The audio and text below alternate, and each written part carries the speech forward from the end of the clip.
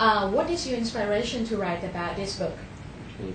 Well, I guess myself and Kent also, we became increasingly concerned that what we were doing in our lives was really quite different from what we were teaching and what he was advising clients. So more and more of our personal lives are going digital and our professional lives are going digital. But what I was doing in the classroom and what he was doing advising clients was still traditional marketing. What is the real meaning about the DigiMarketing? Okay, DigiMarketing was a word we kind of made up, although it's been out there for a while.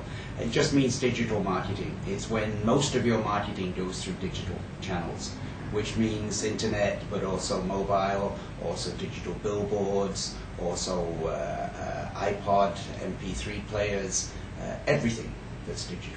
How different between the words digital marketing, e-marketing, web marketing, mobile marketing, or other words that people say about? Okay, I think they're all roughly the same.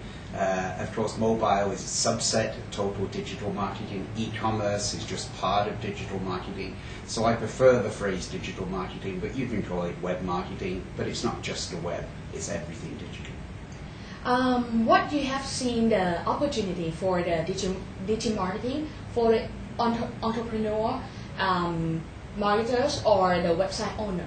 Okay, I think one of the interesting things about digital is that the biggest impact is on smaller entrepreneurial companies. Big companies could always make videos. They could always buy airtime and get that video seen around the world. But now anyone can do just that. So now reach is not something you buy, it's something you earn by having an interesting, quixotic video. How the DigiMarketing movement around the world and in Asia, South Asia, in Thailand now? Okay, well, first of all, digital is growing rapidly everywhere in the world, but it's still a long way behind traditional marketing. I think we're now something like 20% of all marketing expenditure in the world is digital, and it's growing at about 10 to 15% per annum, I think. Here in Thailand, the digital is only about 1% of total marketing, and yet the audience is already with the digital media. There's lots of research that shows that digital media and TV, traditional media, are neck and neck now, and yet the spend by marketers is lagging way, way behind their customers. How you can explain to us how to use the DigiMarketing effectively?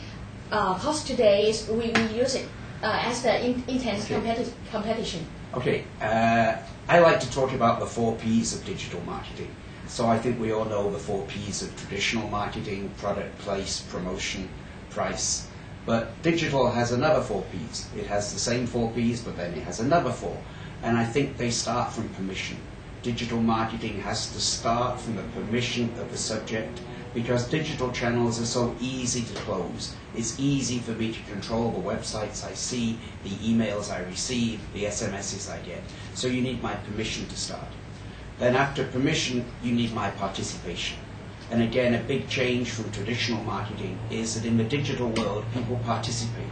They don't just sit there and passively absorb like couch potatoes, they participate. And you've got to build a meaningful participation so that customers become involved with our brands in the digital media and also start to show us their profile. In other words, we start to learn about them, and as they participate, we build profile information. And it's that profile information that's going to enable us to personalize the offer in the end. Digital media are all addressable, they're not broadcasting, they're narrowcasting, so we have permission, participation, profiling, and eventually personalization. Have you seen any opportunity in Thailand or in Asia or South Asia that how we can use the DigiMarketing, or what is the opportunity? I think there's a huge opportunity here for all sorts of digital marketing, but most especially mobile. The mobile device is the most prevalent digital device in the world, and certainly the most prevalent in Thailand. There's more than one SIM card, I think, for every Thai person. And mobile has a huge, huge opportunity. Location-based marketing via mobile devices. I saw for the mobile phone, we still have the mobile for the data, right? And we have the mobile for the TV mobile. What do you know about the proportion?